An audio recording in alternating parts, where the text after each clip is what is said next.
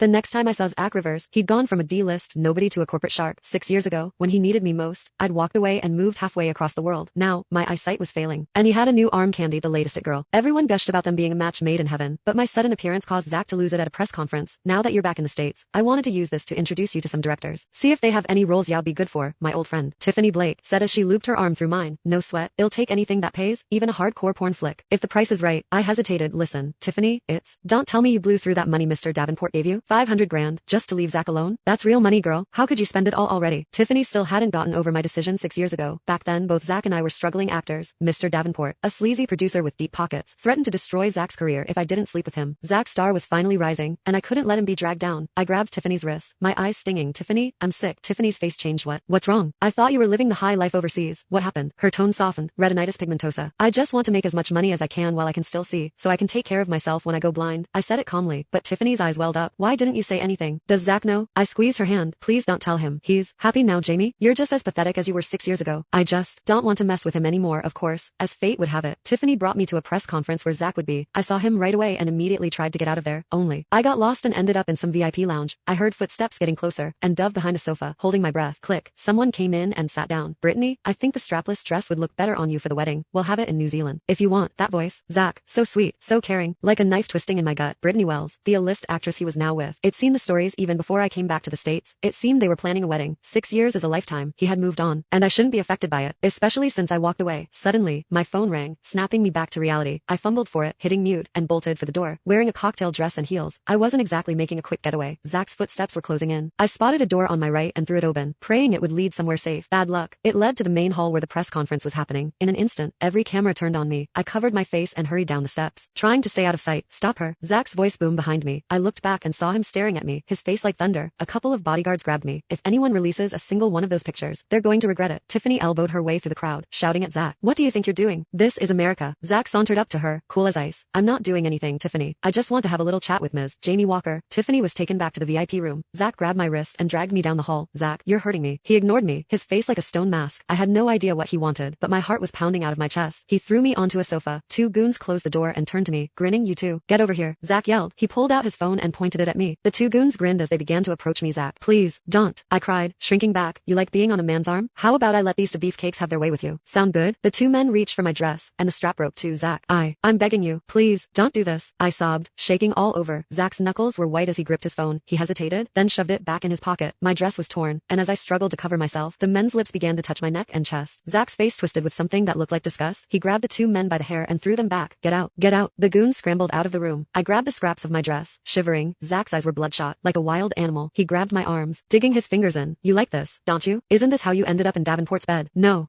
I didn't. I stammered. Just then, Tiffany kicked the door open and pointed her phone at Zach. She shoved him away from me and slapped him hard across the face. Zach Rivers, you are scum. If you don't let us go right now, I swear, it'll ruin my own career to send you to prison. Zach glared at her. You think you can stop me? I tugged at Tiffany's sleeve. Take me away. Tiffany took off her jacket and put it around me, her voice shaking. Let's go. She helped me to the door. Then stop. Zach, if you don't want to regret it for the rest of your life, you'll never hurt Jamie again, or it'll make you wish you were never born. We didn't turn around and didn't see Zach's expression, but I knew it wasn't pretty. At Tiffany's place, after I'd calmed down, she asked me, do you regret it? Giving up your reputation for that scumbag? Actually, no. Tiffany looked shocked, but Davenport spread those stories. It was all a lie, I said, looking at the ceiling. 6 years ago, Davenport had set a trap. That night, if I didn't go to his room, Zach would be drugged and filmed in bed with another actress. I had to do something. In his moment of weakness, I slashed him with a knife I'd hidden in my boot. He saw I'd rather die than sleep with him. He demanded I never return to the States, or he would hurt Zach. Zach's grandmother was sick and needed surgery, so he couldn't lose his job. He had endorsements coming out of his ears. I had no choice. I left, and I didn't take the 500,000. Life overseas wasn't easy. I washed dishes, waited tables, and ran a cash register. I finally came back when I saw that Davenport had died. Tiffany hugged me, crying softly. Jamie, you suffered so much. You don't have to work. It'll take care of you, even if you go blind. You know me. I can't stand to be a freeloader. But if you go back into show business, you're going to run into Zach again. He went crazy looking for you, especially when he heard you were with Davenport. Everyone thought Davenport sent you to Europe to live like a queen, until some rag posted a picture of you throwing up over there. Zach was a mess. Then his grandma died. Tears streamed down my face. I had severe depression. I couldn't cope. Now, I don't have a choice. This is the only way I can make money fast. My vision is getting worse, and I'm running out of time. 2 weeks later, Tiffany got me an audition for a supporting role, and I got it. But after the first day, I learned that Brittany Wells had replaced the lead actress. I knew Zach had something to do with it, but I didn't know why. Did he just want me to suffer? 3. That evening, Zach's Maybach was parked near the set, waiting for Brittany to get off work. We were supposed to be done by noon, but I was forced to stay until midnight. At night, my vision got really bad. I could barely see anything, and tripped several times on set. Brittany saw me trip and deliberately tripped me. I fell to the ground. Oops. Are you blind or something? You just walked right in front of me, without even saying hi, and you stepped on my foot.